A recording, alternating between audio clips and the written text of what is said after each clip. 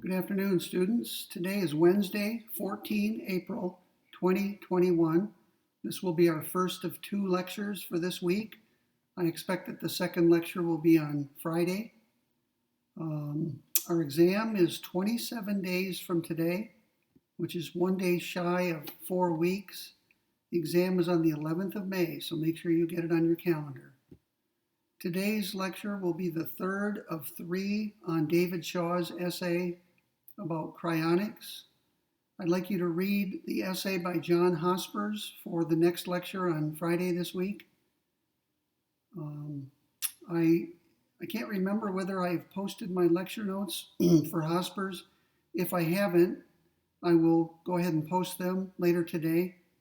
And then you can follow along on my lecture. But please do not use my lectures as a substitute for reading the essay. Okay, so read it on your own first, get as much out of it as you can, then look over my lecture notes, and during my lecture, you should follow along on my lecture notes. I won't necessarily discuss everything that's in my lecture notes, but I will typically follow the same order and cover, let's say, most of it, if not all of it. Okay, let's get back to our topic. We're discussing what David Shaw calls cryonics or cryonic preservation. And specifically, he, as a moral philosopher, is interested in the ethics of cryonic preservation. So he calls the topic cryoethics, which is simply the ethics of cryonic preservation, the rights and wrongs of it, if you will. Now, the arguments are divided up into different types, so please make sure you understand the point of this handout. There are 4 cells in this handout.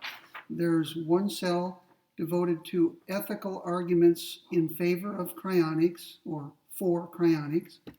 There are also prudential arguments in favor of cryonics. There are ethical arguments against cryonics and prudential arguments against cryonics. You need to remember the difference between an ethical argument and a prudential argument. A prudential argument appeals to the self-interest of the person in question, in this case, the person who's thinking about cryonic preservation.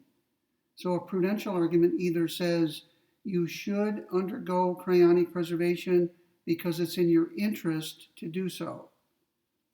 The prudential argument against cryopreservation would say you should not undergo cryonic preservation because it's not in your long-term best interest to do so. In fact, it may even be harmful to you if you do it. Now, the ethical arguments are very different. Ethical arguments are designed to appeal to effects that your action has on other people or other beings. So the ethical argument in favor of cryopreservation would say you ought to do it morally because of the good effects that it will have on other people, present or future. The ethical arguments against cryopreservation say, in effect, you should not do it because it will have adverse effects on others. It will harm them or exploit them or somehow set back their interests. So in this handout, I tried to capture or summarize all of the arguments that Shaw discusses in his essay. Now, we've been going over so far, in one section of the essay, we looked at prudential arguments against cryonics. For example, the loneliness argument. All right. We have now turned to ethical objections to cryonics, or ethical arguments against cryonics. And we started off the other day with the bad for the environment objection, which is ethical. It says that cryonic preservation has adverse effects on the environment and therefore indirectly on people and animals who depend on a clean, safe environment. Also, we looked at the selfishness argument. It says that it's unethical to use your resources to preserve your body or brain when there are so many outstanding needs in the world. It's a kind of selfishness or self-indulgence a kind of narcissism, the vain hope that you will live longer than you otherwise would, causes you to spend money for it that could be used in better ways. That's the selfishness argument. Now, for each argument that Shaw discusses, he thinks up various replies to that argument. And I've just been canvassing them. At no point have I given you my opinion as to whether a particular argument is strong or weak, cogent or non-cogent, sound or unsound, valid or invalid. The main purpose of this essay, I think, is to canvass the various arguments. It's to start a discussion among philosophers. Very little had been written about cryopreservation until this article by Shaw. And so, realizing that he couldn't do it all in one essay, realizing that he's just plowing the field, he simply set about to sketch various arguments. I'm not saying he doesn't have a view of his own or an opinion of his own, and sometimes it creeps through in his writing. You can get an idea that maybe he is persuaded by a particular argument, or maybe he finds a particular argument unpersuasive. So think of it as an essay designed to canvass or explore various arguments that have to do with cryonics. So let's turn to the third ethical objection to cryonics. I call it the organ squandering argument. And it's pretty simple. The argument is that cryonic preservation squanders organs such as hearts, livers, kidneys, and lungs. And so the basic idea is that organs that might otherwise be donated to people who need them are not donated because they remain in the body, which is to be frozen. Now, Shaw has a number of replies to this objection or to this argument. He says, first of all, many people refuse to donate organs anyway. There's no legal obligation to donate your organs, and maybe there's not even a moral obligation to donate your organs. So it's a matter of discretion.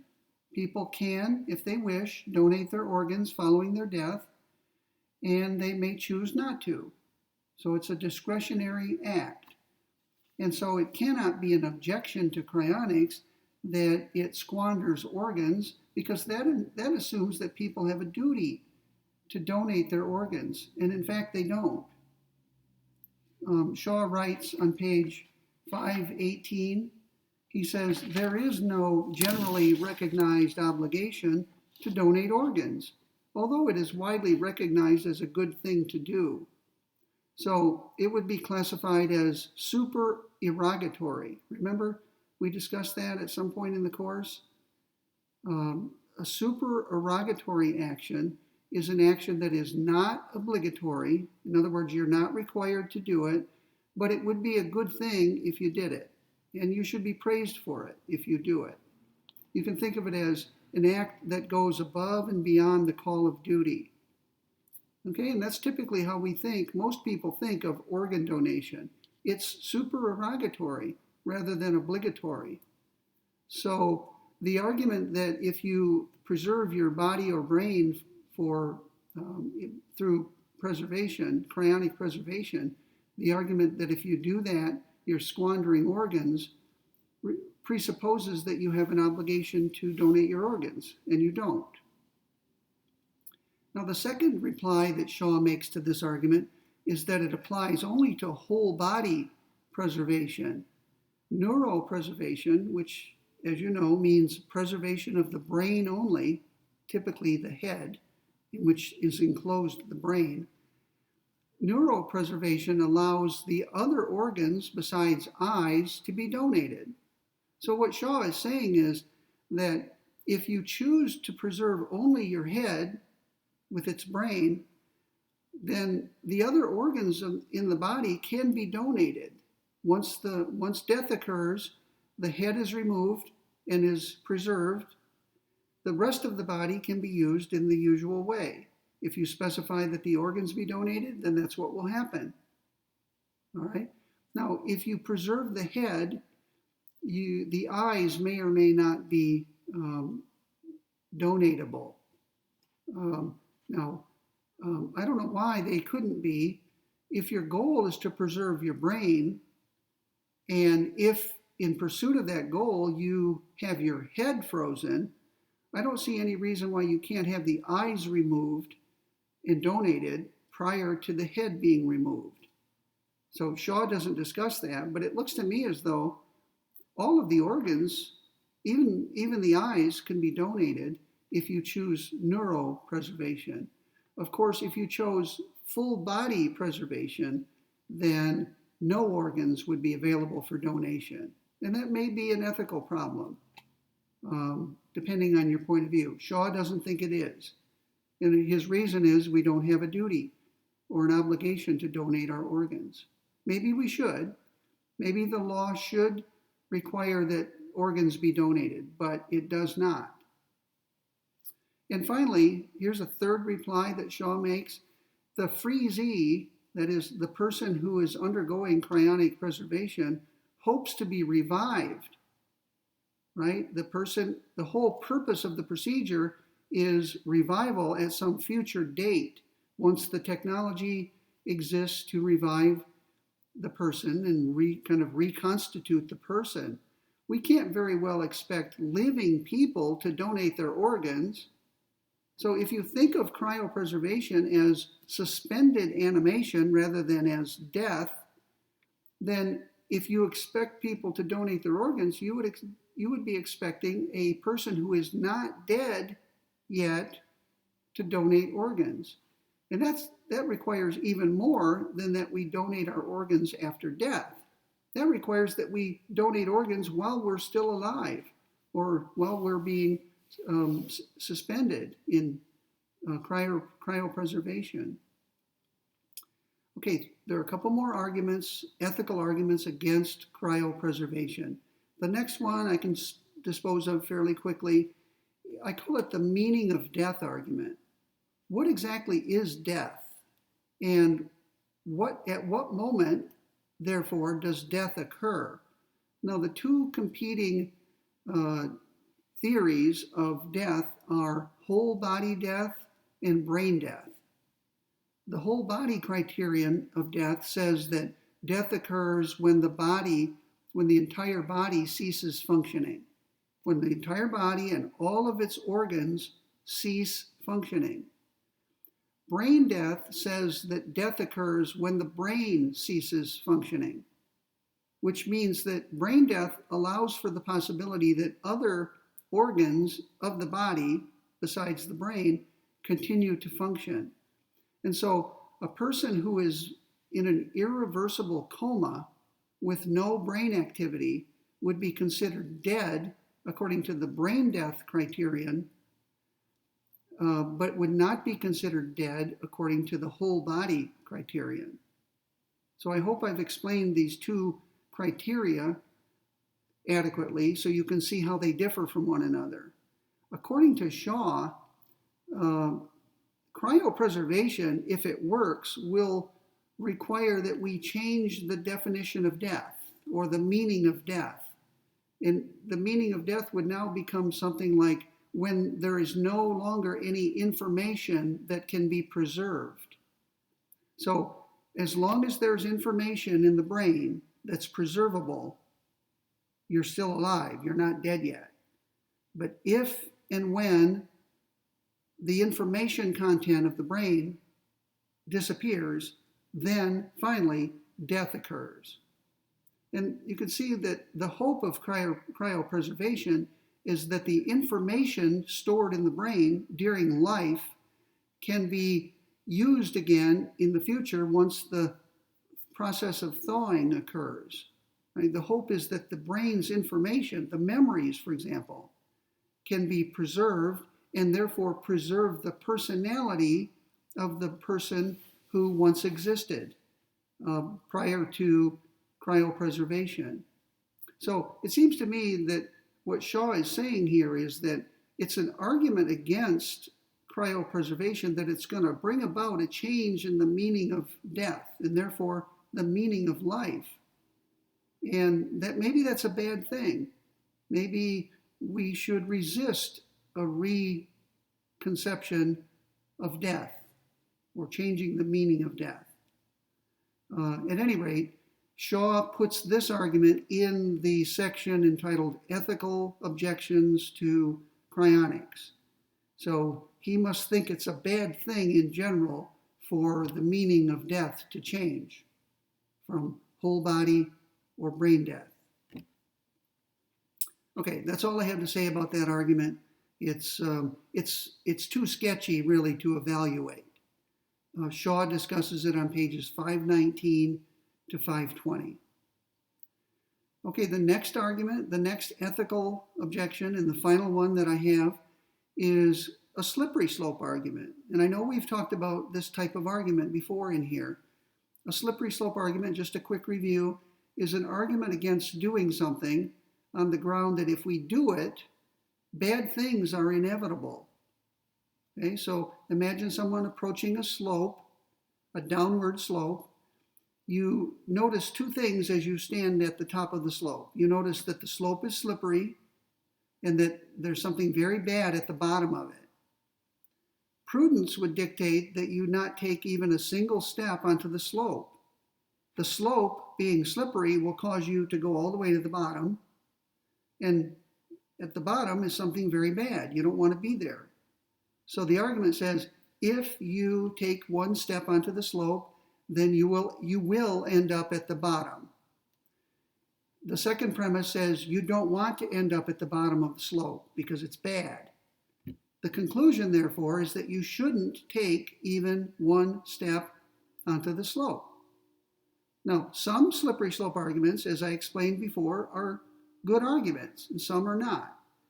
The good arguments are those in which at the bottom of the slope it really is bad, and secondly, where the slope really is slippery. If the slope is not really slippery, then it's a bad argument. And if what's at the bottom of the slope is not really bad, it's a bad argument. So it all depends, whether the argument's good or bad, depends on two things, whether the slope is slippery and whether the bottom of the slope is a bad place to be, a place we don't want to end up. So here is the slippery slope argument that Shaw has in mind. If we allow cryonics, people may not wait until they die to be preserved. They may, in the hope of being revived for immortality with a young, vigorous body, they may kill themselves while they're young and vigorous and specify that their bodies will then be frozen. And the hope would be that when they're revived, perhaps hundreds of years in the future, they will be revived as a young person with the same young, vigorous body. Now, do we want that? Do we want young people to be killing themselves or undergoing euthanasia or assisted suicide in this perhaps vain hope of being revived with a young body? Perhaps we don't want that. And therefore, we shouldn't allow cryonics. So the argument goes like this. First premise, if we allow cryonics, then it's inevitable that people will end their lives prematurely in order to increase the chances of being revived with a young, healthy body, or at least a young, vigorous body.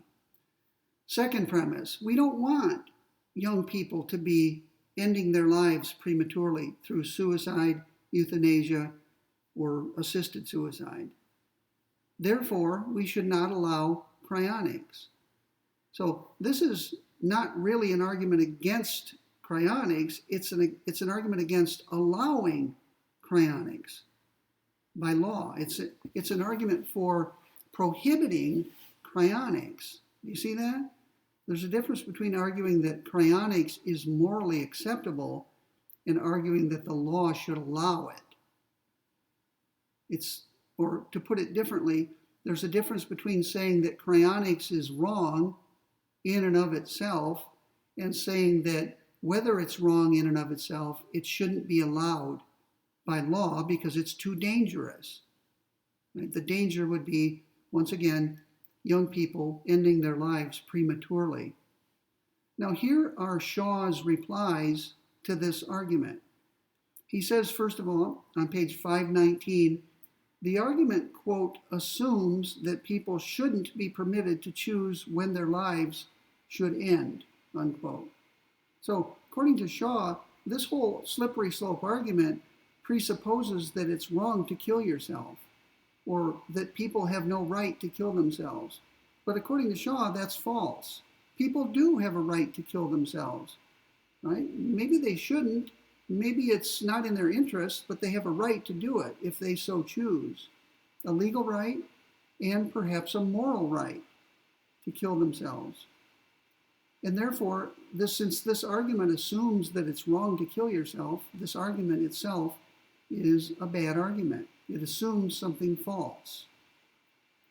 The second point that Shaw makes is that if cryonics works, and we don't know at this point whether it will, if it works, then the cryonauts weren't really dead. And if they weren't really dead, then it follows logically that they didn't kill themselves. Right? If you kill yourself, logically, you're dead. Killing yourself entails death. And so if cryonics works, and it may well work, we're going to find out eventually. Well, we, meaning somebody, some humans, maybe not you or I, because it won't, it'll be long after we die. But if cryonics works, then the people in question have not really killed themselves. Okay? And therefore, what we're fearing will happen is nothing to fear. Right? The bad thing, the bad state of affairs at the bottom of the slope isn't really bad. Right? Because it hasn't caused premature death. It hasn't caused death at all. All it has done is caused people to have their bodies preserved in the hope of having them revived at some future point. Now, Shaw seems a little bit queasy about this. He thinks it's a problem. This argument, he thinks, is problematic. Right? In other words, he thinks it may have something to it. And so he suggests, I think as a compromise, that cryonic preservation should be allowed only after brain death. Right? Maybe he's advocating that the law step in and say only people whose brains have stopped functioning may undergo cryonic preservation. Okay? And that he thinks would stop people from ending their lives prematurely. It's not clear what the logic of that is, but that is one of his replies to this argument. Okay, he's advocating that the law limit cryopreservation to only people who have already undergone brain death. All right, let's turn to another section of the essay. It's entitled Arguments in Favor of Cryonics. And if you look at this handout that we've been talking about, you'll see there are two different arguments in favor of cryonics, prudential arguments and ethical arguments. Why don't we just read what I've written up here, and then we'll come back and look at a particular argument in favor of cryonics and a prudential argument. Okay, look in the cell entitled Ethical Arguments for Cryonics. You'll see there's only one argument, and it's really, Shaw spends very little time looking at arguments, ethical arguments in favor of cryonics. Maybe for the following reason: what good can you do for others if you undergo cryonic preservation? Remember, this is an ethical argument. So it has to be an argument that says if you undergo cryonic preservation, it will have beneficial effects on others besides yourself. What kind of argument could there be? Well, on page 519, Shaw suggests, without developing the argument, that cryonauts may benefit future societies. So suppose I think I mentioned this the other day, I'm pretty sure I did.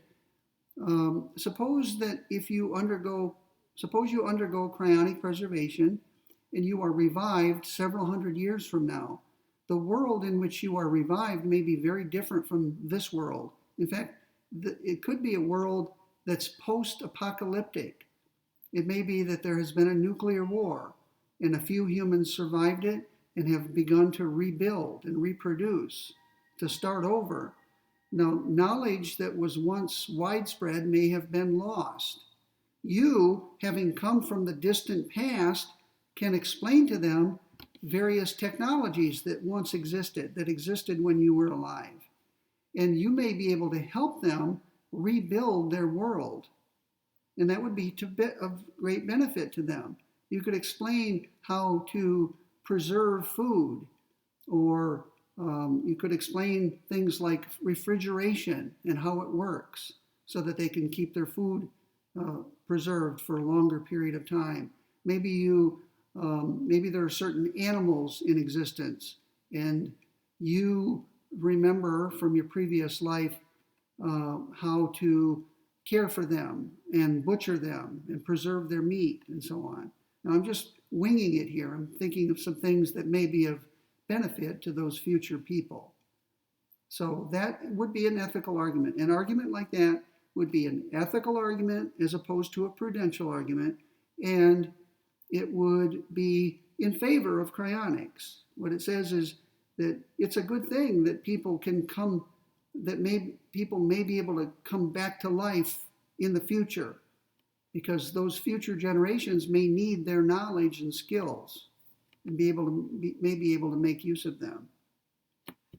Okay, enough about that category. Slide over to the box involving prudential arguments in favor of cryonics. I have 3 arguments listed there. Let me just sketch them. The first, remember, these are arguments that appeal to the self-interest of the cryonaut, or the prospective cryonaut, the person who's thinking of undergoing this procedure. The first argument, which I gleaned from page 519, is that cryonics may give people the opportunity to time travel. And then I added, humorously, which would be super cool. What do you think about that? Have you ever dreamt about time travel? Either traveling back in time and living at some previous period of human history, or traveling ahead in time to a future world. That's called time travel, and many people think that would be super cool. That would be fun. It could also be dangerous if you travel back in time, back into the days of the Wild West. Sometimes I imagine that. I'm a student of American history, and I read a lot about the Indian Wars and things like that. And sometimes when I'm reading something, I may say, wow, I'd love to go back in time and live during that period of American history. And then I realize all the hardships and deprivation and danger that would pose. And then I say, no, I think I'm glad that I live here and now, rather than in 1826 during the fur trading days. So time travel has its appeal. Some people would find it enjoyable and a lot of fun. And cryopreservation makes that a possibility. And that would have to be put in this category, right? It's a benefit to people to be able to do something so enjoyable. Okay, the second argument that I've listed here says it holds the prospect of extending life with all of its activities, enjoyments, projects, and experiences. And I got that argument from pages 519 to 520. Now that's the obvious argument, right? That's been the one we've been alluding to and talking about the whole time. If life has value to you, then arguably the more of it, the better for you. Right? If you value your life, ask yourself why. What is it about life, about being alive, that gives it its value to you, that makes it meaningful to you? Well, wouldn't it be things like projects? Every day is a new project. When you get up out of bed, that day is available to you to make something, to do something, to undertake a certain project, or to work on a certain project that you've already begun, maybe to complete a project. And isn't that always satisfying, to finish a book manuscript or a play, or to finish writing a computer code that does something useful or enjoyable? Some people have as their project having a beautiful garden. Some people, like me, have a project every year of riding a certain number of miles on my bike. It's a goal. It may mean nothing to most people, but to me, it's a goal, a project, something I like working at day in and day out. And when I achieve my goals, when I complete my projects, there's a great feeling of satisfaction. So, one reason people enjoy life is that they undertake and complete projects, such as having a healthy, happy family, or a career that's not only fulfilling, but useful to others, a career where you feel like you're doing good for other people, a career as a doctor or lawyer or a merchant. Okay, what else gives life meaning? Projects, enjoyments, right? There are various activities that we enjoy, watching movies, eating a nice meal, playing sports, associating with friends and colleagues, and that sort of thing. So projects, enjoyments, activities, right? Activities are things you do, give your life meaning and value, whatever it may be. Athletic activities, intellectual activities, artistic activities, social activities, cultural activities, and things like that. And finally, experiences. We value our lives because of the experiences that life makes possible to us. The experience of pleasure, primarily. Right? Very many things give us pleasure. A good meal, a drink, sex, friendship, conversation. All of these produce pleasant experiences in us. And it makes our lives valuable and meaningful. So the argument in favor, the prudential argument in favor of cryonics is simply that it extends, it holds out the hope of extending this wonderful thing, life, with all of its projects, activities, experiences, and enjoyments. That's the obvious argument in favor of cryonics. It's why people want more life. It'd be foolish to want more life for its own sake, just as it would be foolish to want more money for its own sake. We want money because of what it can do for us. We want life because of what it can do for us. Okay? So you might argue that life is not intrinsically valuable, it's instrumentally valuable. It's valuable because it's an instrument for other things that are intrinsically valuable. Those projects, experiences, enjoyments, and activities that I mentioned. Now here's the third argument, and this is the one we're going to spend the rest of today discussing. And here's my summary of it from the handout. As long as the probability of revival is non-zero, i.e., as long as revival is logically possible, it's rational, meaning in your interest, to have your body frozen. Why? Because it may give you eternal life. Not just more life, not just some large finite quantity of life, but literally infinite life. You may, if cryonics ever becomes practicable or feasible, cryonics may give individuals who undergo it eternal life. Think about that. Now, we've already looked at the boredom argument and the loneliness argument. Maybe you'll get bored at some point. Maybe after 10,000 years of life, you'll get bored with it. I sometimes wonder, just on a personal note, my days are truly wonderful, and I hope it continues. I get up in the morning, roughly the same hour. I spend several hours reading. I make some coffee. I sit at my desk reading, washing clothes, doing household chores, interspersed with my reading. And then at some point I pause to walk the dogs out into the woods and back. And then when I get done with that, if I have a lecture that day, I come up and lecture. And when that's done, I typically go out immediately to ride my bike. When I get done riding, I of course shower. By then I'm getting hungry and it's about time to eat dinner around 4 o'clock. After dinner, sometimes I take a nap, sometimes I don't. Whether I nap or not, I have a nice evening with my wife. We watch television or movies. Sometimes we go out, although with COVID, we haven't been out very often for over a year. But before COVID, and I'm sure when it's over, we'll go back to doing things together outside the house, going to the ballpark or out to dinner, things like that. And then it's off to bed. So what a wonderful existence I have. It's in part it's luck, in part hard work. But I wonder sometimes, as enjoyable as it is, would it become monotonous after 10 years, 20, 30, 50, 100, 1,000 years?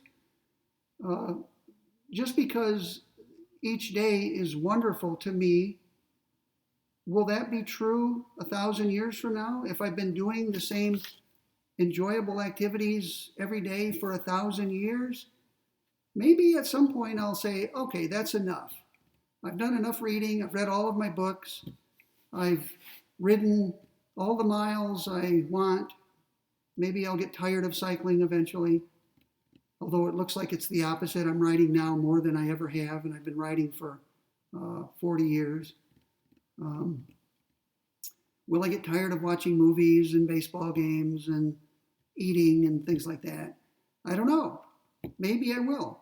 So it may sound good in theory to live forever, but maybe it won't be such an enjoyable thing. Maybe at some point you'll get bored and tired of it. What Shaw says about that is, if that ever were to occur, you're not stuck living forever. You can always kill yourself or see to it that you die. You could engage in euthanasia or assisted suicide. You could find some way to end your existence without being preserved again. And that would end it, right? The boredom would end at that moment. So what led me to that was the idea that you will get eternal life. And it occurred to me that that may not be as exciting as it sounds. Then again, if several hundred or 1,000 years into your life, you get bored, you can always end it. So there is an escape hatch, an ejection system, like in a jet. You hit eject and you're out of the jet. Well, there's an ejection system for life, even should life become eternal. So let's look at this final argument, the one I just sketched for you, number 3 in this box over here. Where is it? Right there. This is called, according to Shaw, he calls this arguments in favor of cryonics. And the main one he looks at in this section of the essay is what he calls the cryonic wager. The cryonic wager. He thinks it's a persuasive argument in favor of cryonics. And it's a prudential argument. It appeals to the self-interest of the prospective cryonaut. So how does it go? And first of all, why is it called the cryonic wager? Well, you may or may not know this, but one of the most famous arguments in philosophy is called Pascal's wager. It's named after Blaise Pascal, Pascal, who was a French mathematician and philosopher. He lived between 1623 and 1662. He died tragically at the age of 39. He accomplished a great deal in his lifetime. He was one of the world's greatest geometers, mathematicians, and did original work in philosophy, all in the space of 39 years. Pascal came up with an argument in favor of believing in God, and it's come to be known as Pascal's wager. Now, I've posted my lecture notes on Shaw on Canvas. I hope you have them there in front of you. And I'll show you, I'm looking at page 4 of my lecture notes. You can see I've got them all marked up. But see this diagram right here? That's what you need to be looking at as I go along, because it incorporates not only Pascal's wager, but the analogous argument that Shaw calls the cryonic wager.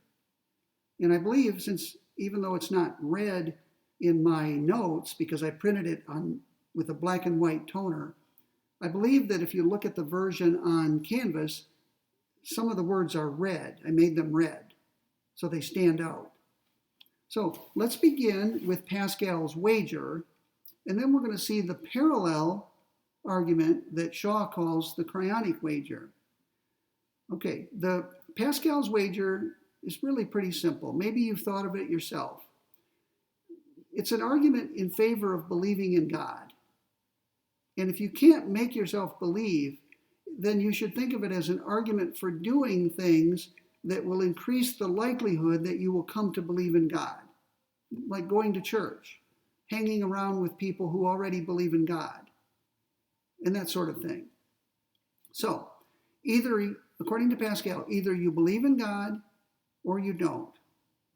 And if you want, you can change it and say either you take steps to bring about belief in God or you don't. I'm going to stick with believe in God. Okay? So either you believe in God, either you come to believe in God, or you don't. Now, we don't know whether God exists. Pascal's view was that reason cannot tell us which is the case. But we do know this. Either God exists or God does not exist. Logically, it's got to be one of those two states. So there are two states of the world. In one state, there's a God, and Pascal had in mind the Christian God, a benevolent, all-powerful, all-knowing God, a God who rewards believers with eternal life and who refrains from rewarding people who do not believe in God, maybe even punishes people who choose not to believe in God. But we don't really need to go that far. Let's just say that if you believe in God and God exists, God will reward you with eternal life, or as Pascal put it, an infinity of happy lives. So look at the box. You'll look at where the two the row and the column intersect. The row that says believe in God and the column that says God exists. Where those two intersect, I have written eternal life. In Pascal's view, that will be the result of believing in God should God exist. Now, maybe God doesn't exist. We don't know. We're gambling. That's why it's called a wager. We're placing a wager. If you believe in God and it turns out that there is no God, what's the result? Pascal said nothing has been lost. And if something has been lost, not much. Maybe you chose to live your life a certain way. Maybe you went to church regularly and changed the people you hung around with or associated with. Maybe there were certain things you wanted to do, but you chose not to do them out of respect for your religious beliefs, that sort of thing. So Pascal said, if you believe in God and it turns out there's no God, you haven't lost anything. And if you reply, well, I've lost something, he would say, yeah, but it's insignificant. Compared to eternal life, it's a drop in the bucket. You've foregone a few pleasures, maybe. Now, what if you choose not to believe in God? So you move down one row in the diagram. If you choose not to believe in God and God exists, there are two possibilities depending on what kind of God it is. If God is a punitive God, God may actually punish you because you had a chance to believe and you didn't. So you might get eternal damnation rather than eternal bliss. But Pascal doesn't need to assume that in order for his argument to go through. All Pascal needs to put in this box is you don't get eternal life. You simply die when you die a physical death, and that's the end of you. You're annihilated. Okay? There's no need to say, oh yes, you're going to hell and you're going to burn there forever. And Pascal doesn't need to make a strong assumption like that. All he needs, once again, is to say you are denied eternal life. You just disappear, you're annihilated forever. What if you choose not to believe in God and it turns out there's no God? You wagered correctly. Right? You wagered that there's no God, and in fact, there's no God. Pascal says you've lost nothing. Right? Nothing lost, nothing gained. So what's the point of this wager? Pascal says, given that we don't know whether God exists, given that we have a choice whether to believe or not believe in God, it's in your interest to believe in God. Because even if the probability that God exists is very, very, very small, as long as it's not zero, if you multiply a very small number by infinity, you get what? You get infinity. So believing in God has an expected value of positive infinity. Therefore, it's in your interest to believe in God. Now, that's a quick version of Pascal's wager argument. There are obviously a lot more details. If you want more details, then you should take my course this fall entitled Philosophy of Religion. We spend several class periods developing and discussing and eventually criticizing Pascal's wager, or Pascal's wager argument. But that's enough for now, because Shaw is writing an article not in Philosophy of Religion, so he doesn't need to get all the details of Pascal's argument out. He just needs to give you the gist of it. And now he's going to make a parallel argument that he calls the cryonic wager. And the conclusion of his argument is that it's in your interest to have your body or brain preserved. So let's take a look at it. What I did is I used the same chart on which I put Pascal's argument, and I typed in new words that reflect the cryonic wager. Okay? I believe I have the Pascalian argument in red and Shaw's cryonic wager in black. So here we go. According to Shaw, each of us has a choice to make. We can either choose to have our body preserved, which is going to cost about $80,000, he says, or we can choose not to do so. Everyone gets to make that choice. In fact, everyone has to make that choice. Some people make that choice by default. Maybe they've never even thought about having their body preserved. So they end up in the row that says don't preserve body by default. But it's really a choice, right? Maybe you didn't make a conscious choice, but it's as if you made a choice not to spend $80,000. Now, what goes across the top? Instead of God exists, God does not exist, I have written either cryonics works or it doesn't. It's got to be one of those, doesn't it? Just as it must be true either that God exists or God does not exist, it must be true either that cryonics works or it doesn't.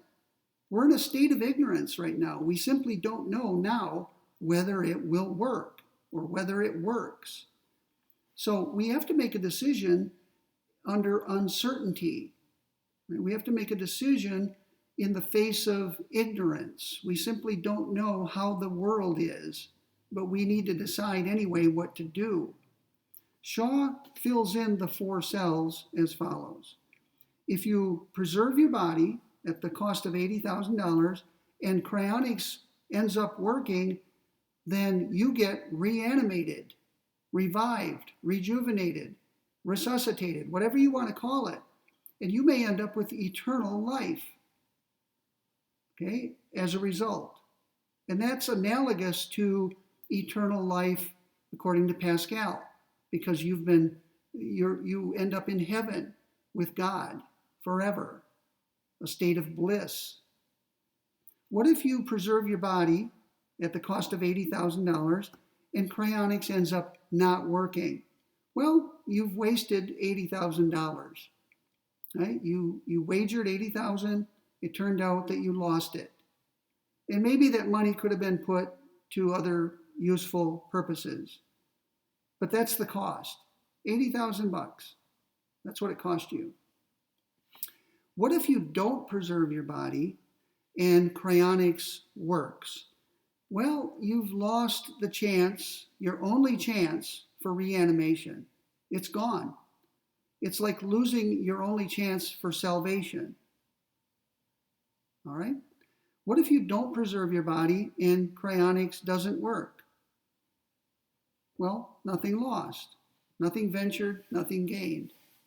So Shaw says the situation is analogous to Pascal's wager. What's the prudent thing to do? For Pascal, the prudent thing to do is to believe in God. Or if you can't just snap your fingers and make yourself believe in God, the prudent thing to do is to do whatever you can to bring it about that you believe in God. It may take a while, but it would involve things like hanging around with a different crowd, hanging around with people who believe in God, who worship God, who pray to God, who talk about God. Maybe over time you will find yourself believing in God, just as they do. How about going to church on a regular basis? You may find that that increases the likelihood of believing in God, and that sort of thing. So, according to Pascal, it's in your interest to believe in God or bring it about that you believe in God. According to Shaw, it's in your interest, assuming you want eternal life, it's in your, which we are assuming, right? All along we've been assuming that.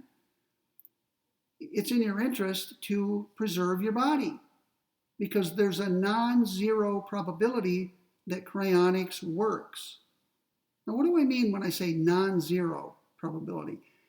A zero probability means that something is impossible. So what would be an example of that? What's the probability that a particular male you meet, what is the probability that a particular bachelor you meet is married? It's zero. By definition, no bachelor is married. A bachelor, by definition, is an unmarried male, maybe plus some other things. So the probability of a particular bachelor being married is literally zero. It's logically impossible.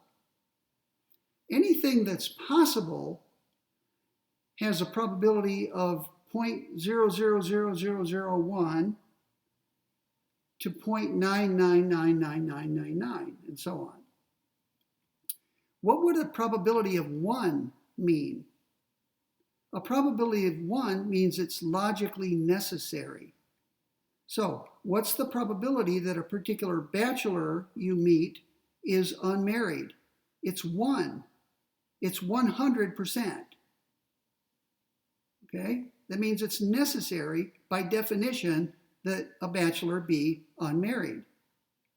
So the probability that a particular bachelor is married is 0. The probability that a particular bachelor is unmarried is 1. Everything between 1 and 0 is within the realm of possibility. Actually, if it's necessary, that's also possible. So what I want to say is anything between 1 and 0, anything in between those two extremes is merely possible. And by merely, I mean it's not also necessary.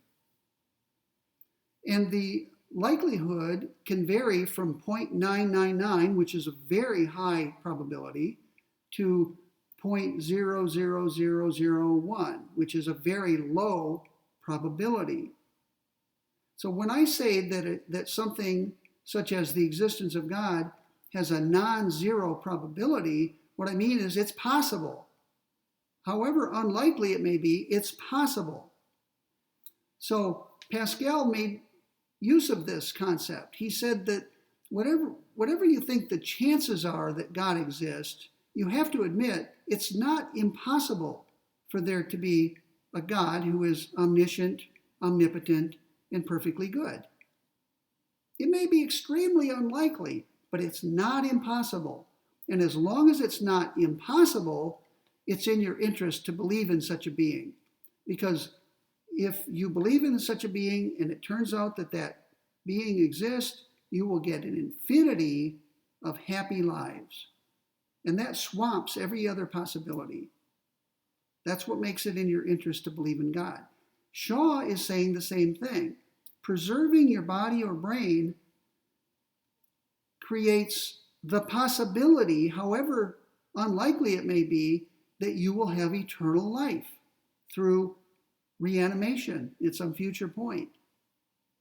So Shaw thinks that if Pascal's wager argument is a good argument, then so is the cryonic wager argument. Now, that's a pretty nifty argument. I admit that when I read Shaw's essay, it never had occurred to me that you could make a similar argument. I had been teaching Pascal's wager argument for many decades, actually, more than 3 decades. And when I read Shaw's argument, I realized this is pretty nifty. I don't know how he thought of it. Maybe he borrowed it from someone else. Maybe he thought of it himself one day. But it's a very interesting argument. Now, to end the discussion, let's look at some problems with Pascal's wager argument and see whether they apply to the parallel cryonic wager. One of the most common arguments that's made against Pascal's wager is that you can't just make yourself believe in God. And if you don't believe me, suppose I said to you right now, if you come to believe in Santa Claus, I will give you $1 million. Think about it. Could you do it? I assume you want $1 million. You would love to have that. And don't try to trick me. I'm not saying if you tell me you believe in Santa Claus, I'll give you $1 million. No, if you sincerely and truly form the belief that Santa Claus exists, I will give you $1 million. And suppose I have some technology that tells me to a certainty whether you are in a state of belief or not. You can't fool me, in other words. You can't trick me or pretend to believe in God in order to get the money.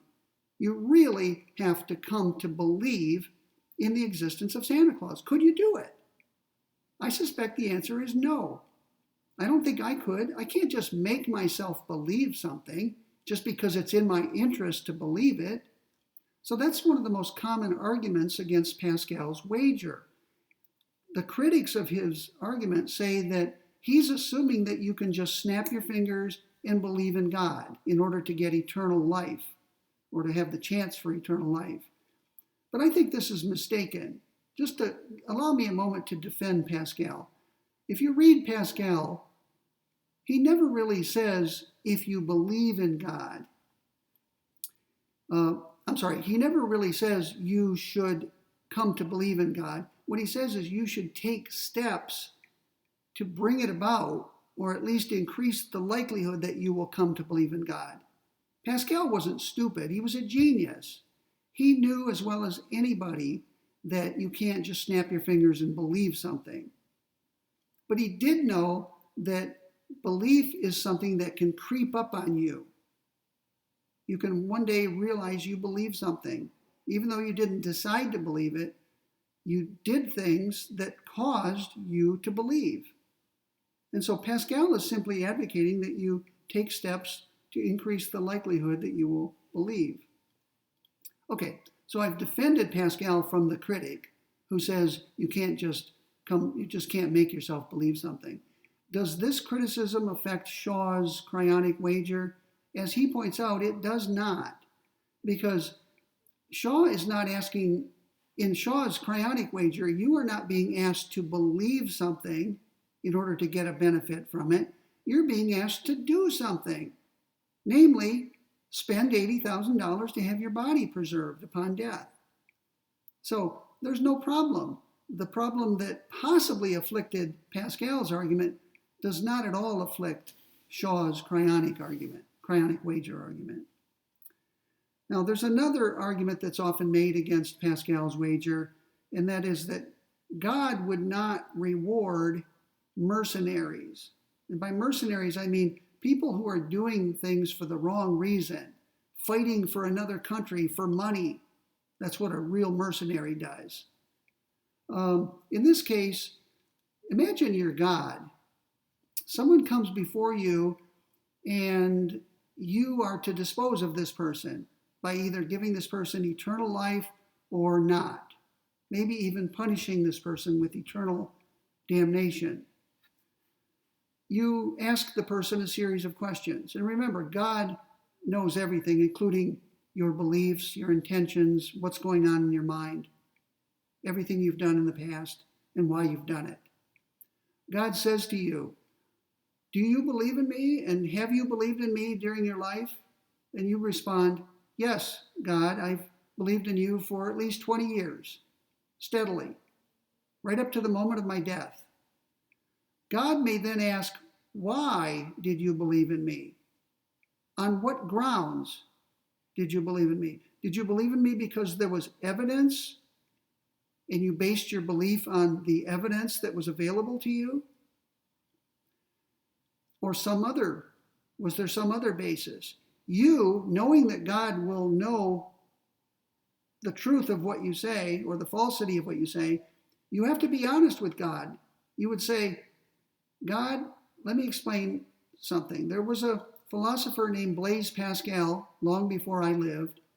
I read his article, or I read his book, Pensée, and he made an interesting argument in there. He made an argument that if you believe in God, and it turns out that God exists, you will be rewarded with eternal life.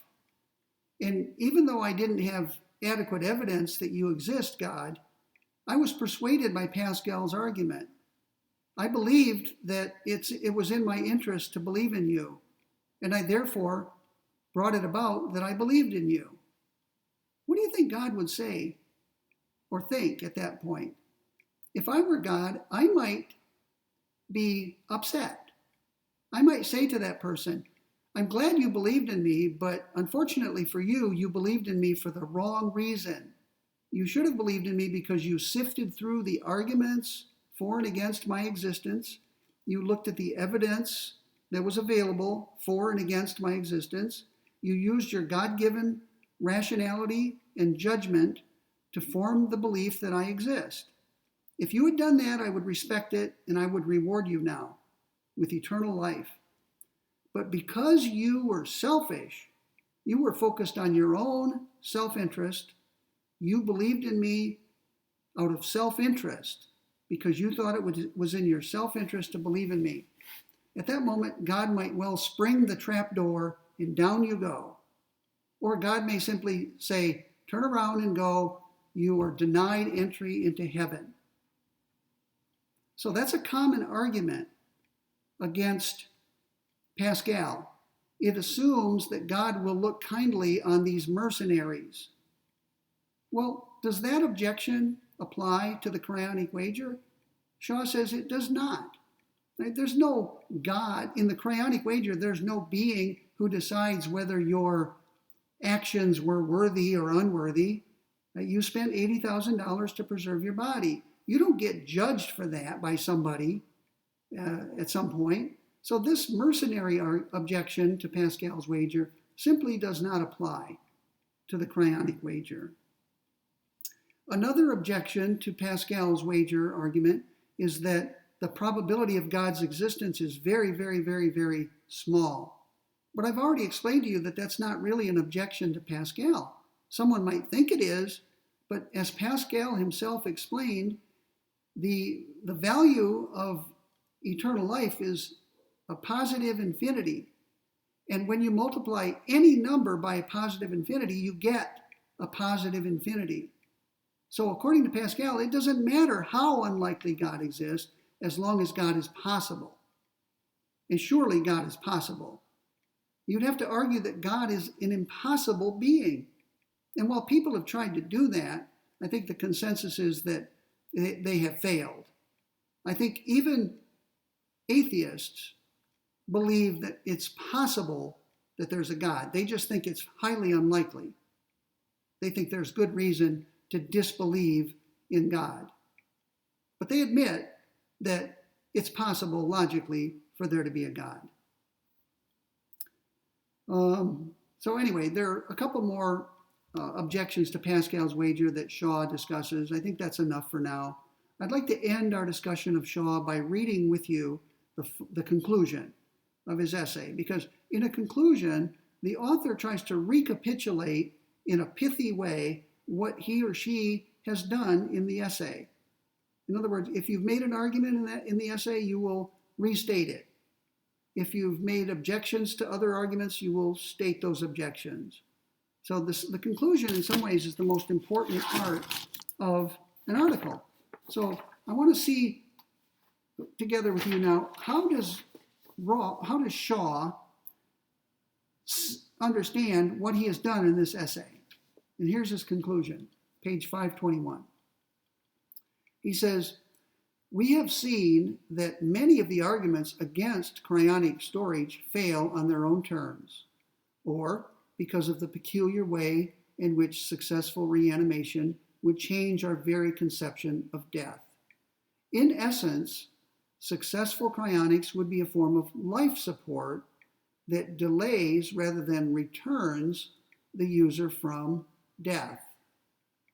Okay, so we shouldn't think of cryonic preservation as bringing you back to life, even though I may have said that many times. Shaw says we should really train ourselves to think of cryonic preservation not as you died and you were brought back to life, but that you never died at all.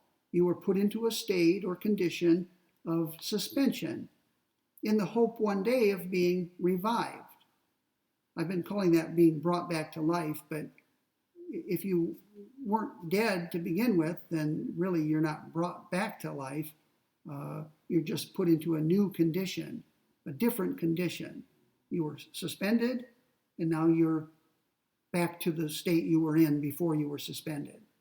So we shouldn't think of it as life, then death, and then life again.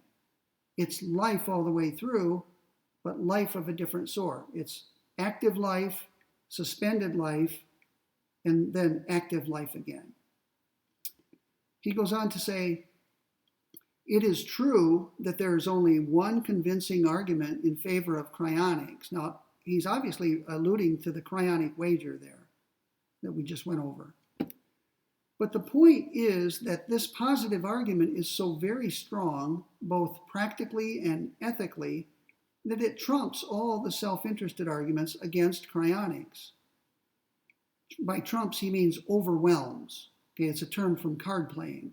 And if you're not a card player, you might not know what it means. The argument is so strong, it overwhelms.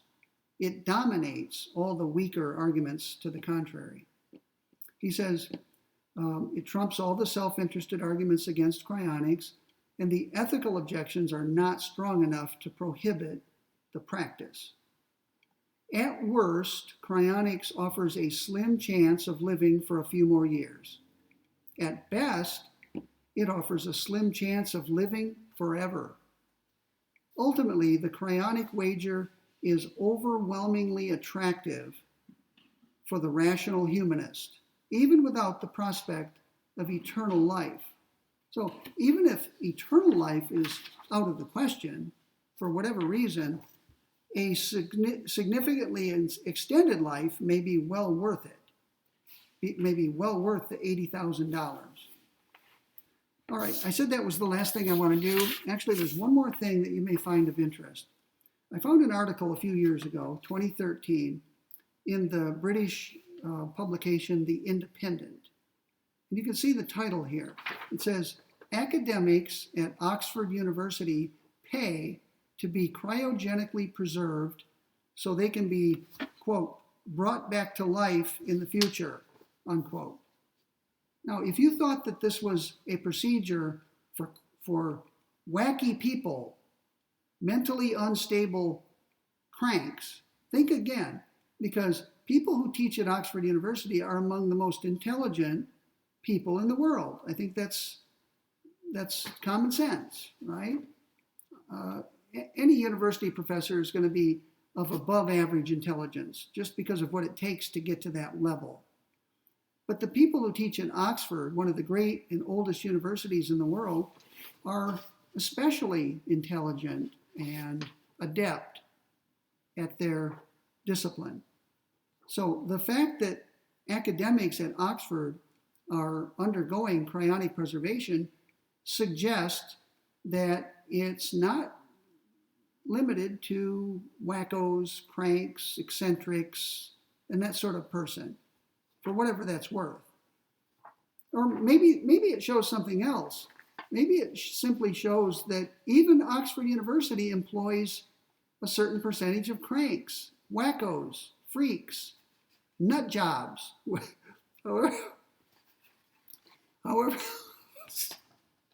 however you want to put it. So let me read a little bit of this to you.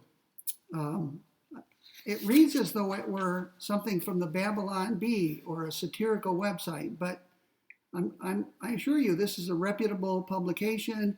I know these people and the kind of work they do. I don't know them personally, but I know of them. I know the kind of books and articles they write. They're very intelligent, and they're not pranksters. So listen to this. The belief that death is the only certainty in life is a concept senior academic staffs at an Oxford University institute are hoping to dismantle by paying to be cryogenically preserved and brought back to life in the future.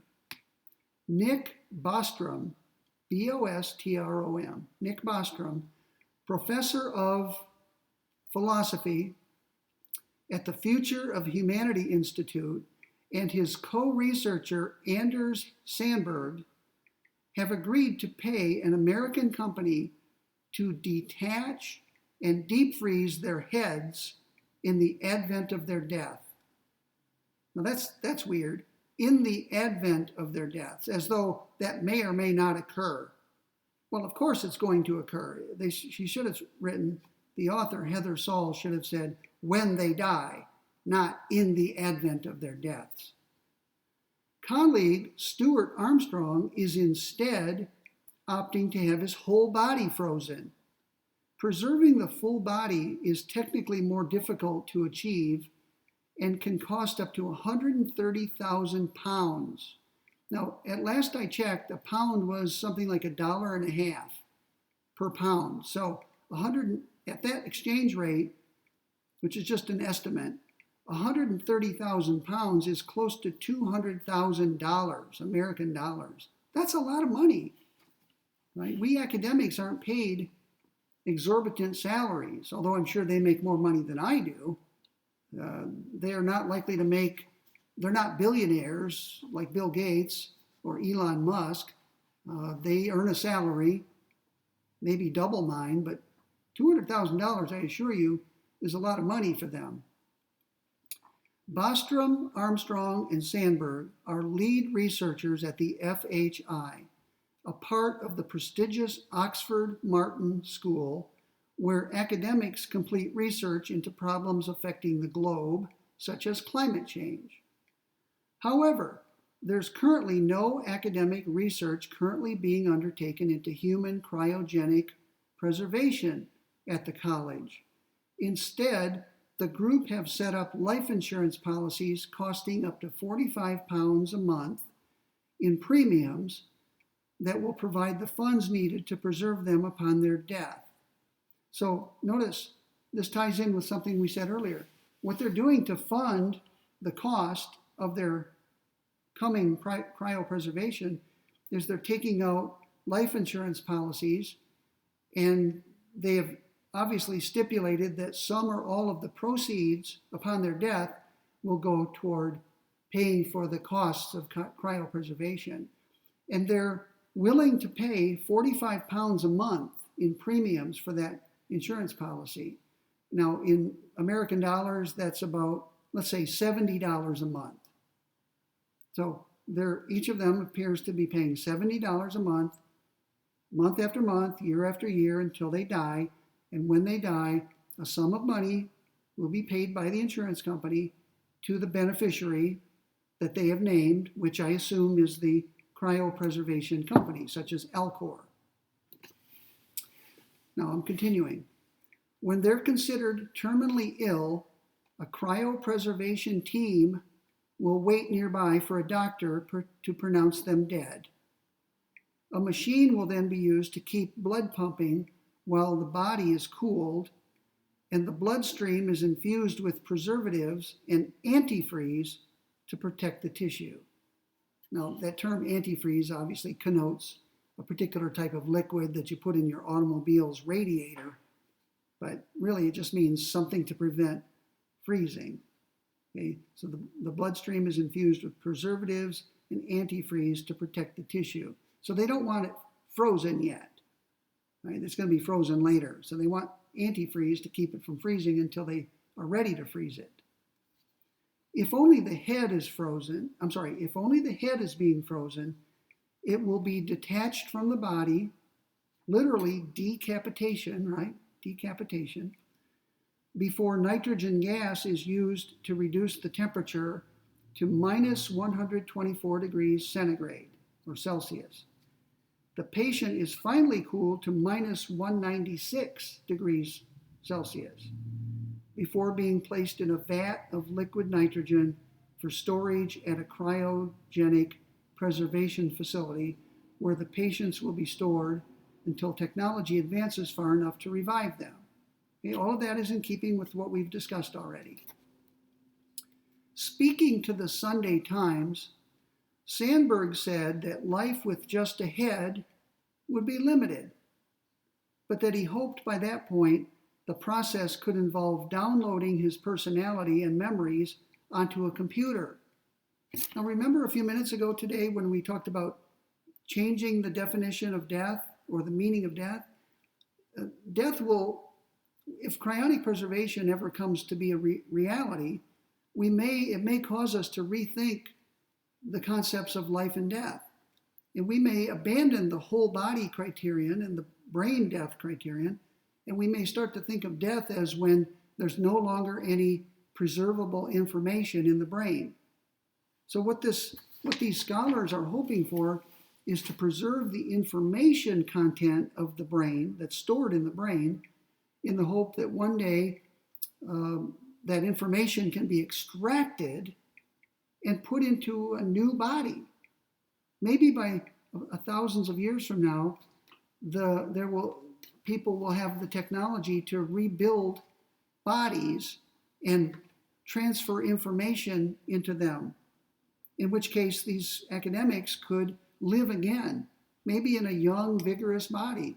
But it would still be them, arguably, because the memories are theirs, and the personality, arguably, would be the same. Now, the body might be different, might be healthier and more vigorous than it was originally, but it would still be the same person, just in a different body.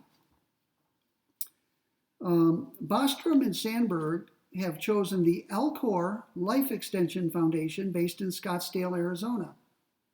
Now, there's a long flight from England, where these academics are located, to Scottsdale, Arizona.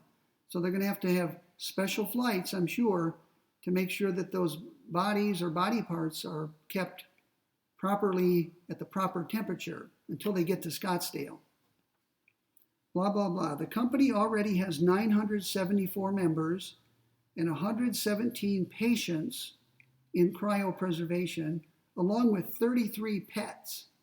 So some people are paying to have their pets preserved, bodies preserved, in the hope, I guess, of being reunited with them at some future point. That'll stave off loneliness right there. You've got little Fifi by your side 20,000 years from now. And that's a comforting thing, I'm sure. 77 of these patients are neuro patients, which means they've only preserved their heads. Almost done.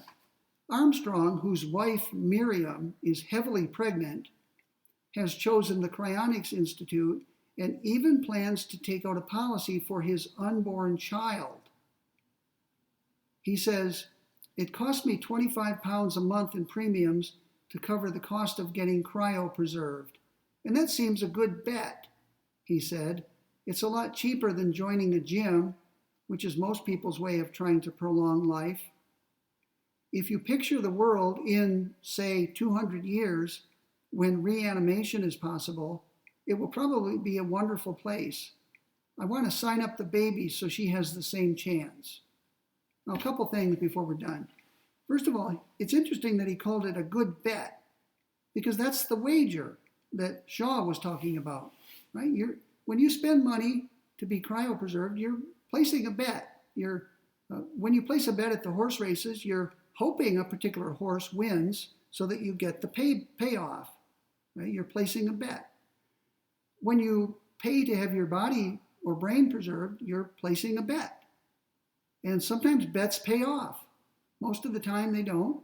That's why the casinos make a profit and the horse racetracks make a profit. And that's because, while a few people may walk away richer than when they came, in the long run, if you keep going to the horse track or the casino, in the long run, you're going to lose money. You have to, right? Most people will lose money in order for the casinos to make a profit, which they do. They clearly do. So you're placing a bet. You're making a wager. And notice what else he says. He's having his child, he's signing his child up for cryopreservation. Now, what's the ethic? What are the ethics of that? It's one thing for a grown man or woman to make this awesome, perhaps awful choice. But how dare you make that choice for your children, who one day will be adults, autonomous adults, and therefore capable of making choices like this on their own. Then again, until that child becomes an autonomous adult, parents have authority over them. The authority to feed them a nutritious diet, clothe and house them as the parent sees appropriate, and so on. If the parent believes it's in the long-term best interest of the child to be signed up for cryopreservation, then arguably the parent is within his or her rights in doing so. But the child, upon coming of age, should legally have the right to say, I want no part of this, Mom, Dad. I appreciate your concern for me, but I'm an adult now, and I choose not to have my body or brain frozen. On the other hand, the child may say, thanks a lot, Mom and Dad. I'm all in. I'm with you. I think this is a great thing, and I want to be signed up. And the parent will probably say at that point, start paying the premiums. I'm out. I'm not paying your premiums anymore. Okay, I'm getting silly near the end. The whole thing has this science fiction aura, doesn't it? But it's real, I assure you. These are real ethical arguments in favor of or against a procedure that is new, but that does exist. There are preservation facilities like Alcor. They charge real money. There are real people like these academics who are willing to make the wager. It's an interesting topic. I've been teaching this essay 3 or 4 times now, and I always enjoy it. I always learn something new when teaching it, and I hope you enjoyed it as well. The exam questions will be designed to test your knowledge of the various arguments and concepts. At no point will I ask you whether you agree with this procedure or disagree. I don't care what your opinion is, and you shouldn't care what mine is either. Okay, so I want you to learn what the arguments are. That's what I'll test you on. Okay, sorry I went way over time. It's 1 hour and 23 minutes. I'm going to stop now. Have a great day and tomorrow. And there'll be one more lecture this week. Please read, before you watch my lecture, please read the chapter on libertarianism by John Hospers. I think you'll enjoy it. Whether you're a libertarian or not, it should be of interest. He's a very good writer, and it's interesting to read. See you then.